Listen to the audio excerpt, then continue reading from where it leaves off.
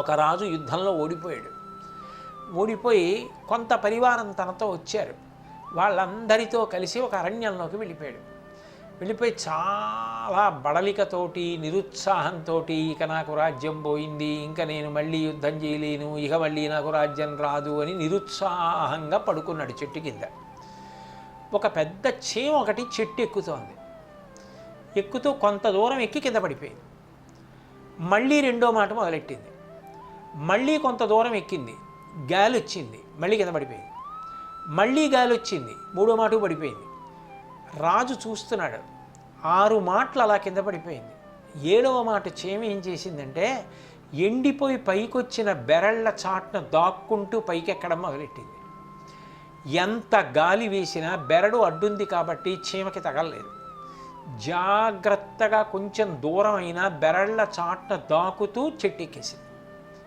అప్పుడు రాజు అనుకున్నాడు, ఒక చీమ 6 మాటలు గాలి వేసి కింద పడిపోతే పట్టుదల వదలలేదు. తన తప్పు తెలుసుకుంది. నేను ఇలా చెట్టెక్కితే గాలి ఇస్తే పడిపోతాను, నేను అదే కొంచెం దూరం అయిన బెరళ్ళ చాటు నుంచి వెడితే గాలి వేసినా నాకు తగలదు, చెట్టెక్కేస్తానని ఎక్కింది. నేను మనిషిని, నేనెందుకు నిరుత్సాహపడాలి? నా తప్పేమిటో నేను తెలుసుకుంటానని వెంటనే తనతో వచ్చిన వాళ్ళందరినీ కూర్చోపెట్టాడు.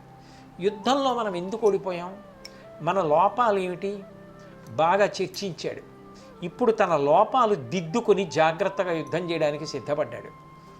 తన రాజ్యంలో తనతో కలిసి వచ్చే వాళ్ళకి కబురు చేశాడు. మళ్ళీ యుద్ధానికి వెళ్ళాడు. తన రాజ్యాన్ని తాను పొందాడు. రాజుగా మళ్ళీ ప్రకాశించాడు. నువ్వు పట్టుదలతో ఉండాలి. ఏదో కార్యం సాధించలేకపోయామని, కార్యం చెడిపోయిందని భయపడకూడదు. కార్యం సాధించడంలో ఆలస్యమైందని బెంగపెట్టుకోకూడదు.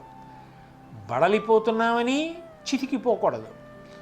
అదే ఓర్పుతో, పట్టుదలతో చెయ్యాలి. ఒక మాట చదివితే రాని పాఠం 4 మాటలు చదివితే వచ్చి తీరుతుంది. నువ్వు ఒక మాట చదివితే నీకు జ్ఞాపకం లేదు అనుకుంటే నువ్వు చదివిన దాన్ని మళ్ళీ వ్రాసి నువ్వు ఎంత వ్రాయగలిగావో మళ్ళీ నువ్వు చూస్తే నువ్వు ఎన్ని వదిలేసావో అవన్నీ నీకు బాగా జ్ఞాపకం ఉంటాయి. అలా నువ్వు 4 మాటలు రాస్తే నువ్వు ఏది పాఠ్యగ్రంథంలోంచి చదివావో అందులో ఒకటి కూడా విడిచిపెట్టకుండా వ్రాయడం నీకు వచ్చేస్తుంది. దృష్టి కేంద్రీకరణ పెరుగుతుంది. అది ప్రతి విషయాన్ని పట్టుకునేటటువంటి శక్తిని ఇస్తుంది. ప్రయత్నం చెయ్యాలి, ఓర్పు పట్టాలి, లోపాన్ని తెలుసుకోవాలి, దిద్దుకోవాలి. అది చేయకపోతే సాధ్యం కాదు.